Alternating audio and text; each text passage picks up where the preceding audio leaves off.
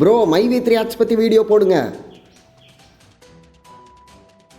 மைவி3 ads video போடுறா. டேய் மைவி3 ads video போடுறா.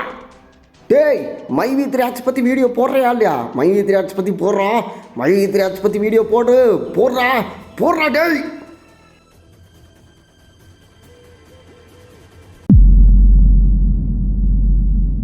இந்த மைவி3 ஆட்ஸை தட்டி கேட்க ஒருத்தர் வரணும்டா.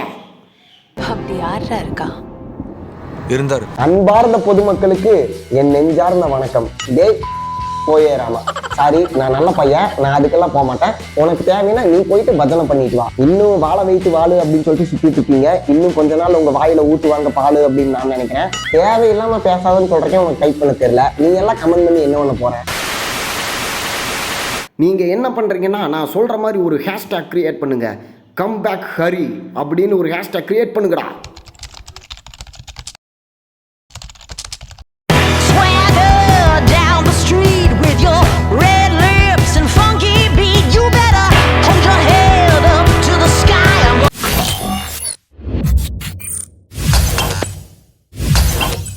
La la la la la la la la la la la la la la la la la la la. வணக்கம் மக்களே, ஹரி இஸ் பேக். லஞ்சம் கொடுக்கறது என்ன ரகுவரன் வாய்ஸ் வருது? லஞ்சம் கொடுக்கறதும் குற்றம், லஞ்சம் வாங்கறதும் குற்றம், மைவி3 ஆட்ஸ் யூஸ் பண்றதும் குற்றம், அதுல இன்னொருத்தனை சேர்த்து விடுறதுன்னு நினைக்கிறதே குற்றம். மைவி3 ஆட்ஸ் யூஸ் பண்ற ஒவ்வொருத்தனையும் நான் வச்சு செய்வேன். டே தற்குறி, ஏன்டா மைவி3 ஆட்ஸ் தற்குறிங்களா? திரும்ப வரமாட்டேன்னு சொல்லி தான்டா ஆட்டம் போட்டீங்க. திரும்ப வரமாட்டேன்னு தானடா ஆட்டம் போட்டீங்க. வந்துட்டேன்டா. ஃப்ரெண்ட்ஸ், நான் இந்த வீடியோ போடாமல் இருந்தேன் கொஞ்ச நாள்ல. எவனாவது என்ன வந்து ப்ரோ எப்படி இருக்கீங்க, சாப்பிட்டீங்களா அப்படி கூட எவனும் கேட்கல. எல்லாரும் மைவி3 ஆட்ஸை பற்றி வீடியோ போடுங்க, மைவி3 ஆட்ஸை பற்றி வீடியோ போடுங்க. இந்த சைடு இன்ஸ்டாகிராமில் போனால் 20 பேர் மெசேஜ் பண்ணுறானுங்க. இந்த சைடு ஃபேஸ்புக் போனால் அங்கே ஒரு 10 பேர் இருக்கானுங்க. சரி வாட்ஸ்அப் வரலான்னு வந்தால் அங்கே வந்தால் ஒரு 30 பேர் மைவி3 ஆட்ஸை பற்றி வீடியோ போடுன்றானுங்க. ஏன்டா உங்களுக்கெல்லாம் மனசாட்சியே இல்லையாடா? எவனா சாப்பிட்டீங்களான்னு ஒரு வார்த்தை கேட்டிங்களா? அதுக்குன்னு இப்போ வந்து கமெண்ட்ல வந்து சும்மா ஃபார்மாலிட்டிக்குன்ட்டு சாப்பிட்டீங்களா அப்படின்னு கமெண்ட் பண்ணீங்கன்னா அப்புறம் வெறி ஆயிடுவேன். அந்த மாதிரி கிரிஞ்சு வேலையில எதுவும் பண்ணிட்டு இருக்காதீங்க. என்ன கமெண்ட் அடிக்கலாம் என்ன அடிக்கலாம் நோசமிட்டு இருப்பியா? இப்பதான் வீடியோ போட்டிருக்கேன். சரி ஓகே பரவாயில்ல விடு. நான் இவ்வளவு கஷ்டப்பட்டு வீடியோ போடுறேன்னா யாருக்காக? உனக்காக தானே. இந்த சேனலே ஓபன் பண்ணது யாரு? உனக்கு உன்னோட அந்த வாயில வர சிரிப்புக்காக தானே நான் இவ்வளவு கஷ்டப்பட்டுட்டு இருக்கேன். ஆனா என்னதான் இருந்தாலும் சாப்பிட்டீங்களான்னு ஏதாவது ஒரு வார்த்தை கேட்டீங்களா? சரி ஓகே அதை விடு. சரி இப்படியே சாப்பாடை பத்தி பேசிட்டு இருந்தோம்னா சோத்துக்கு செத்தவன் அப்படின்னு சொல்லிட்டு கமெண்ட் பண்ணிட்டு போயிருவீங்க. அப்புறம் என்ன ப்ரோ ரொம்ப நாளா வீடியோ போடல, இது என்ன ப்ரோ அக்யூஸ்ட் ட்ரெஸ் போட்டு வந்து பேசிட்டு இருக்கீங்க அப்படின்னு கேட்கக்கூடாது. இது வந்து அக்யூஸ்ட் ட்ரெஸ் தான். ஆனா வந்து நம்ம நாட்டுல அது வந்து அக்யூஸ்ட் திருடன் ட்ரெஸ் கிடையாது. இது வந்து டிஷர்ட் வந்து ஒரு நார்மலான லிமிடெட் எடிஷன் இது.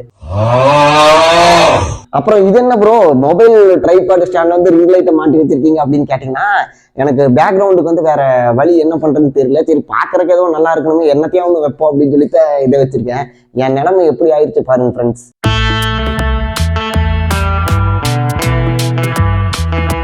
சரி இருங்க, இது வந்து இன்னொன்று ஏதோ ஸ்பெஷலா ஆட் பண்ணலாம். இதை வைப்போம்.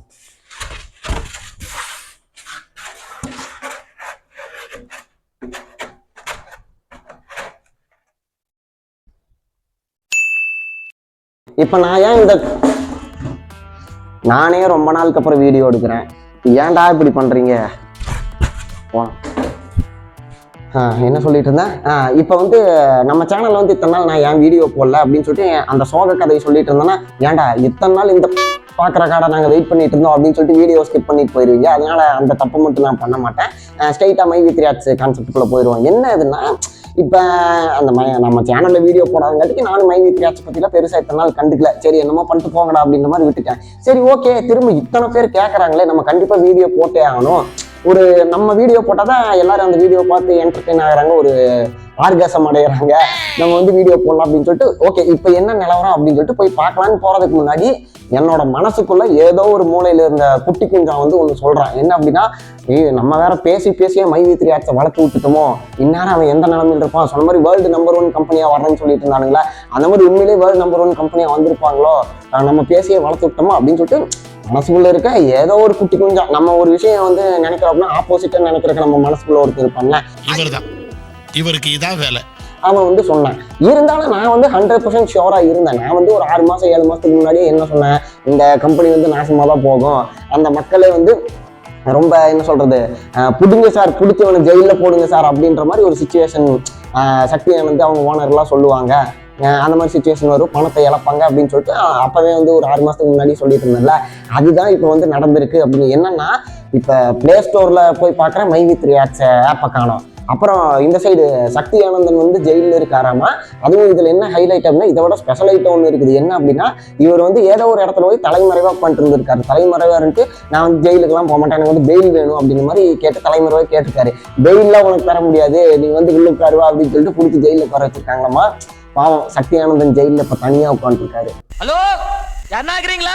அமைதியாக்குது, ரொம்ப ரொம்ப அமைதியாக்குது, தாங்க முடியல. இதுல இன்னொரு ஹைலைட் என்னன்னா, அவர் இப்ப ஜெயில உட்காந்துருக்கிற காரணம் அந்த மை வித் ரியாக்ட்ஸ் மக்கள் தானாமா. ஏதோ 9 லட்சம் பேர் பணம் இழந்துட்டேன் அப்படின்னு சொல்லிட்டு, எவ்வளவு பணம்ன்றது நான் கால்குலேட் பண்ணி அப்புறம் சொல்றேன். அவ்வளவு பணம் இறந்தங்காட்டிக்கு கேஸ் போட்டு புடுங்க சார், பிடிச்சி ஜெயில போடுங்க சார் அப்படின்னு சொன்னங்காட்டிக்கு மை வித் ரியாக்ட்ஸ் மக்கள் கையால பிடிச்சி கொடுக்கப்பட்டு சக்தி ஆனந்தன் வந்து இன்னைக்கு ஜெயில இருக்காரு.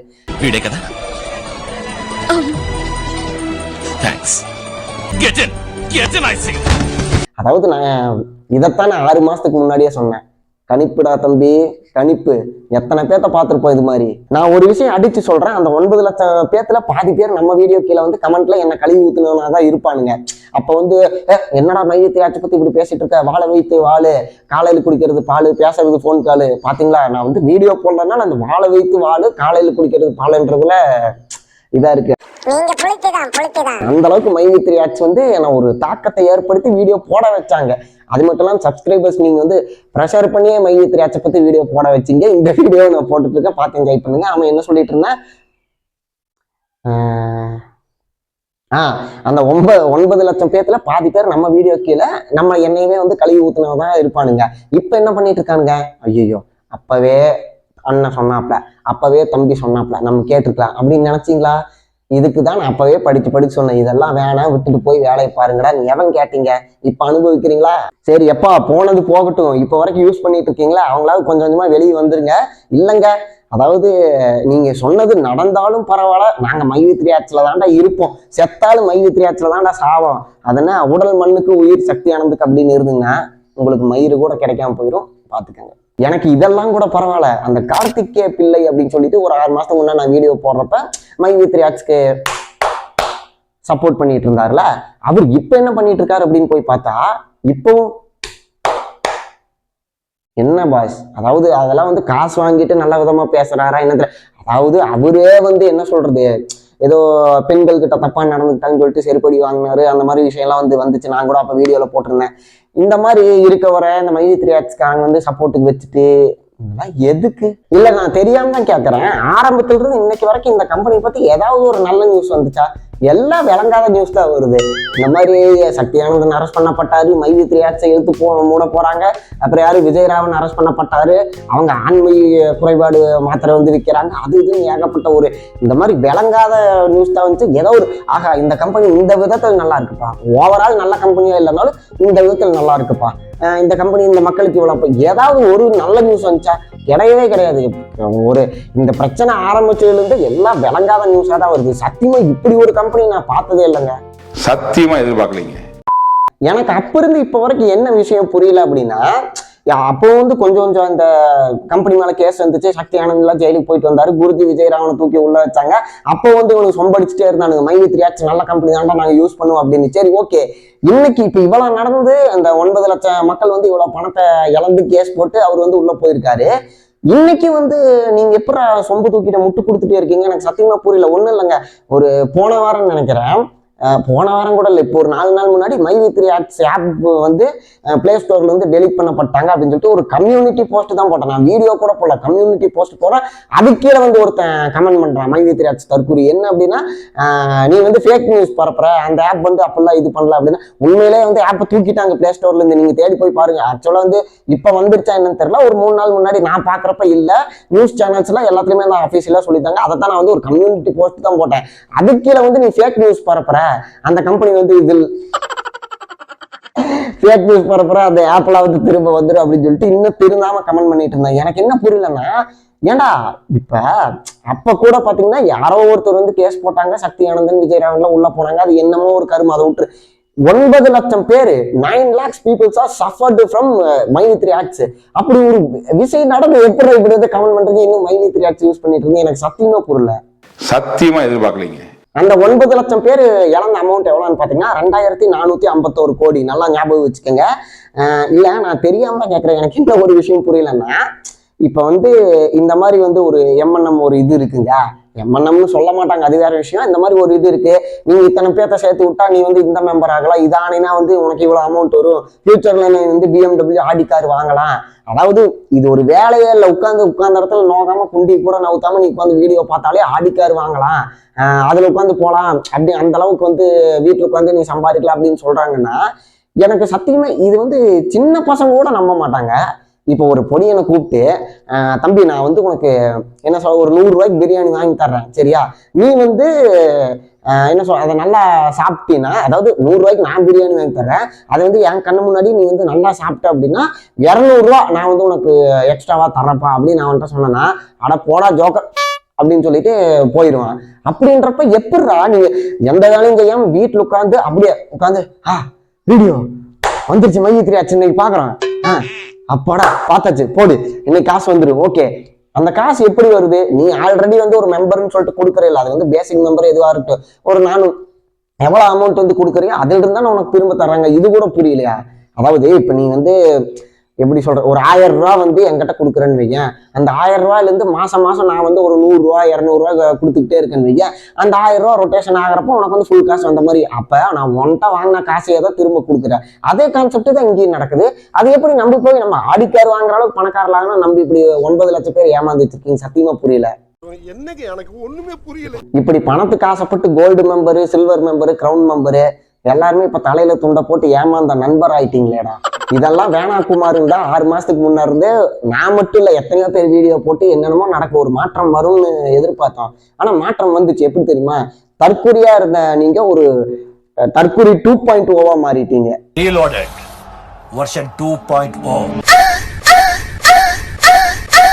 சரி, அந்த தலைமறைவா இருந்துட்டு பெயில் கேட்டார்ல, அந்த கதை என்னன்னு பாத்தீங்கன்னா, அந்த ஏமாந்த 9 லட்சம் பேர்ல 71 பேர் வந்து புகார் கொடுத்திருக்காங்க. இந்த மாதிரி சென்னையில வந்து கம்ப்ளைண்ட் கொடுத்திருக்காங்க. அதனால வந்து இந்த மாதிரி உங்களை அரெஸ்ட் பண்ண போறோம் அப்படின்னு சொன்னதுக்கு அப்புறம் சக்தி ஆனந்தன் என்ன சொல்லியிருக்காருன்னா, இந்த மாதிரி தலைமறைவா இருந்துட்டு எனக்கு வந்து பெயில் வேணும், நான் வந்து அரெஸ்ட்ல ஆக மாட்டேன் அப்படின்ற மாதிரி சொல்லியிருக்காரு. கடைசியில வந்து வேற வழியே இல்லை, இவங்க விட மாட்டாங்க, நம்ம அரெஸ்ட் ஆகிதான் அப்படின்னு சொன்னதுக்கு அப்புறம் அவரே வந்து சரண்டர் ஆயிட்டாரு. ஐயா என்னால இதுக்கு மேல முடியல, என்னை வந்து உள்ள வச்சிருங்க அப்படின்னு சொன்னாரா என்னன்னு தெரியல, அவரே வந்து சரண்டர் ஆயிட்டாரு. இப்பவும் என்ன சொல்லிட்டு இருக்காங்க அப்படின்னா, அந்த இப்ப யூஸ் பண்ணிட்டு இருக்காங்களா மக்கள், இவங்களுக்கு வந்து பணம் வந்து திரும்ப வரத்தான் போகுது, எந்த கவலையும் படாதீங்க, திரும்ப சக்தி ஆனந்தன் வந்தாருன்னா பணத்தை வந்து நல்லா வாரி கொடுத்துருவாரு, எந்த பிரச்சனையும் இல்லை அப்படின்னு சொல்லிட்டு ஒரு உருட்டிட்டு இருக்காங்க. இது எங்க போய் முடிய போகுது அப்படின்னு சத்தியமா எனக்கு தெரியல. ஏன்டா இந்த மாதிரி பணத்தை பறிக்கிறவன் எவன் திரும்ப கொடுத்துருக்கான், வரலாறு இருக்கா? நான் என்ன கேட்கறேன்னா, ஒரு திருட வந்து பிக் பாக்கெட் அடிச்சிட்டான்னு வைங்களேன், கொஞ்சம் தூரம் போனதுக்கு அப்புறம் அந்த பர்ஸை வந்து கீழே போட்டு போயிடறான்னு வைங்களேன், நம்ம என்ன நினைப்போம், ஆகா பிக் பாக்கெட் அடிச்சாலும் நம்மளோட கஷ்டம் வந்து அவனுக்கு தெரிஞ்சிருக்கு போல, அவன் வந்து பாக்கெட்டு கீழே பர்ஸை கீழே போட்டு போயிட்டான் அப்படின்னு நினைப்பான். உள்ள திறந்து ஓபன் பண்ணி பார்த்தா ஒண்ணுமே இருக்காது, கோவிந்தா நான், புரியுதா? அது மாதிரி இவ்வளவு இது நடந்தும் இந்த மாதிரி மைவித்ரி ஆக்ட்ஸ் மக்களே 71 பேர் கேஸ் கொடுத்து இவர் இன்னைக்கு உள்ள போயிருக்காரு. இருந்தாலும் இன்னைக்கு வரைக்கும் மைவித்ரி ஆக்ட்ஸ் யூஸ் பண்ணிட்டு நாங்க நம்பிக்கையா தான் இருக்கோம், பிளே ஸ்டோர்ல இருந்து தூக்கிட்டாங்க, இருந்தாலும் நாங்க நம்புறோம் எங்களோட காசு வரும் அப்படின்னு சொல்றீங்கன்னா, ஓப்பனா ஒரு உண்மை சொல்லணும்னா, இதெல்லாம் வந்து நீங்க அவங்க மேல வச்சிருக்க நம்பிக்கையில சொல்ல, ஒரு பயத்துல சொல்றீங்க.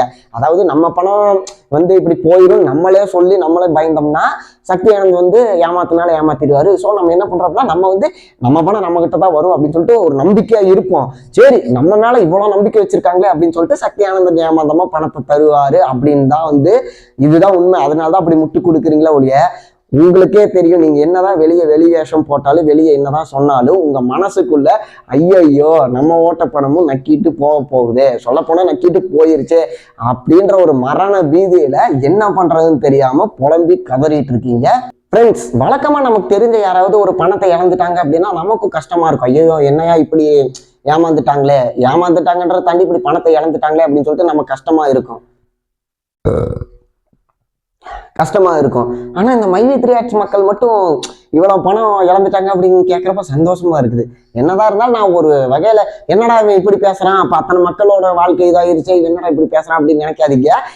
அத்தனை மக்களோட வாழ்க்கை வந்து அப்படி ஆயிடக்கூடாதுன்னு சொல்லி தான் நான் படித்து வீடியோ போட்டேன். எவனும் கேட்காம இந்த வீடியோ கீழே வந்து என்னையுமே திட்டிட்டு நீங்கள் பணத்தையும் இழந்துட்டா அப்படின்னு சொன்னால் நான் என்ன ஃப்ரெண்ட்ஸ் பண்ண முடியும்?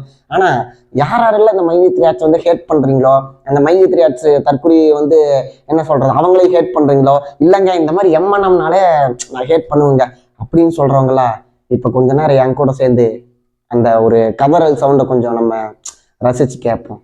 வாங்க, ரெடியா? நானும் கேட்க போகிறேன், நீங்களும் கேட்க போகிறோம். வாங்க கதறல் சவுண்டை கேட்போம்.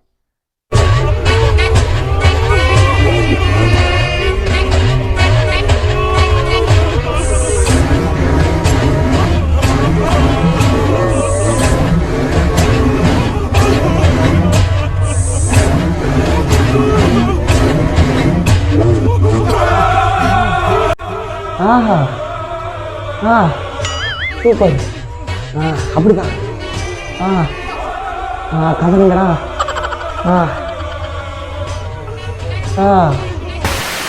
சரி, ஓகே. இவர் வந்து சிஷியன் தான், எம்டி சக்தி ஆனந்தன். குருஜி விஜயராகவன் இருக்காருல்ல, அவரை பத்தி ஒரு சின்ன குட்டி ஸ்டோரி வரலாறு பார்ப்போம். என்ன அப்படின்னா, எல்லாத்துக்கும் தெரிஞ்சதுதான், இருந்தாலும் புதுசா பாக்குறவங்க தெரிஞ்சுக்கோங்களேன். என்னன்னா, இதுக்கு முன்னாடி ஆன்லைன் V3 டிவி அப்படின்னு ஒண்ணு வச்சிருந்தாங்க. அதை வந்து மிகப்பெரிய ஸ்கேம் பண்ணி மாட்டிட்டாங்க.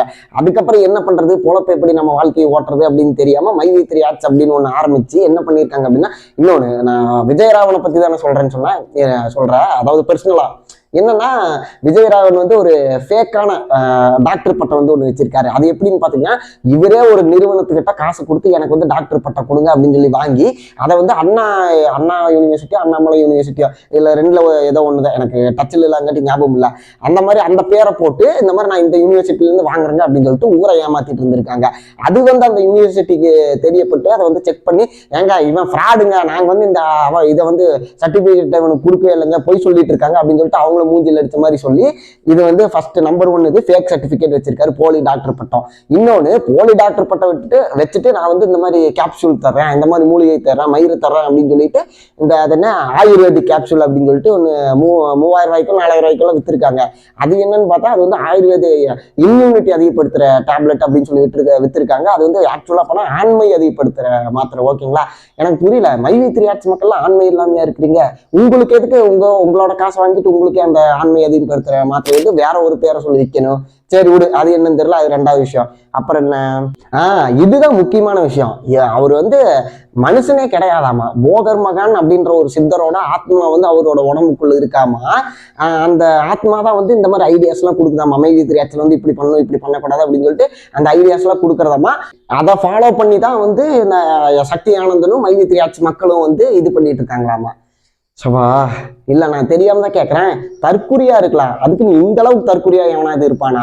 அவங்களோட பிளானே என்னன்னா, அதாவது நான் அரசியல் பேசுறேன்னு நினைக்காதீங்க. அரசியல் ஆகட்டும், சினிமாவாகட்டும், இல்லை வந்து இந்த மாதிரி எம்என்எம் கம்பெனி ஆகட்டும், பேசி தான் மக்களை வந்து பிரெயின் வாஷ் பண்ணி எல்லா வேலையும் அவங்களுக்கு சாதகமாக மாற்றிக்கிறாங்க. இப்போ வந்து ஒரு அரசியல்வாதி வந்து அந்த அளவுக்கு பேசுகிறான் அப்படின்னா என்ன, அவங்க கட்சிக்கு ஓட்டு வரணும் அப்படின்னு சொல்லி பேசுவாங்க. அப்புறம் வந்து சினிமாக்காரங்க பேசுகிறாங்க அப்படின்னா படத்தோட ப்ரொமோஷனுக்கு, படம் நல்லாவே இல்லைனாலும் தியேட்டருக்கு ஃபர்ஸ்ட் டே ஆடியன்ஸ் வரணும் அப்படின்னு சொல்லிட்டு ப்ரொமோஷனுக்கு பேசுவாங்க.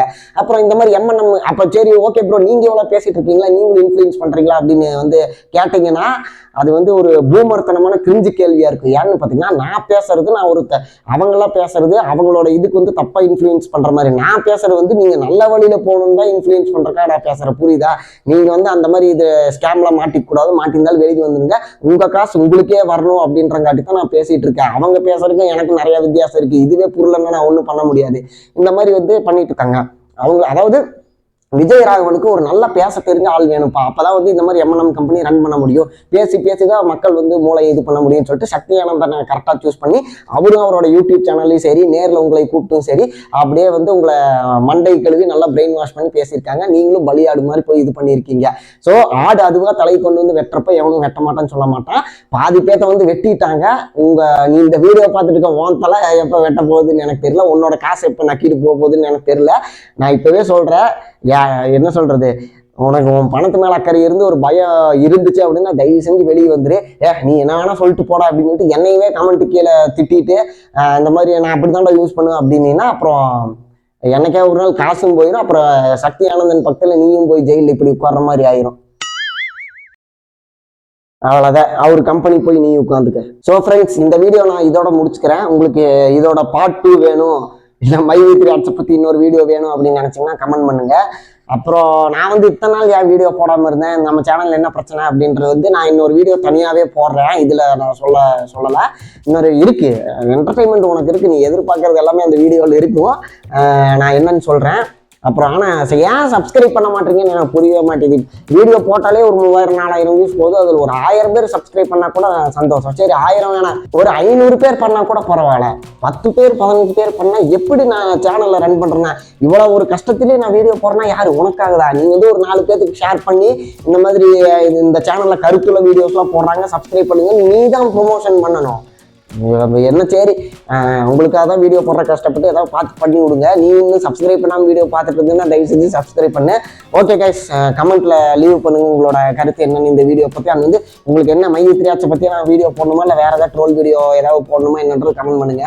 நான் திரும்ப எப்போ வீடியோ போடுவேன்னு தெரியல, பட் முடிஞ்ச அளவு சீக்கிரம் நான் போட பார்க்குறேன். உங்களுக்கு என்ன வீடியோ வேணும்னு சொல்லுங்க, நான் போடுறேன். இதோட பார்ட் 2 இல்லை ப்ரோ மைவி3 ஆட்ஸ் பற்றியே வச்சு செய்யுங்க அப்படின்னாலும் ஓகே, நான் தயாராக தான் இருக்கேன். முடிஞ்ச அளவுக்கு அப்டேட் வந்து கேதர் பண்ணிவிட்டு நான் உங்களுக்காக போடுறேன். சப்ஸ்கிரைப் பண்ணுங்கடா. ஓகே கைஸ், அவ்வளோதான். நான் இன்னொரு வீடியோவில் சந்திக்கிறேன். Good night, love you.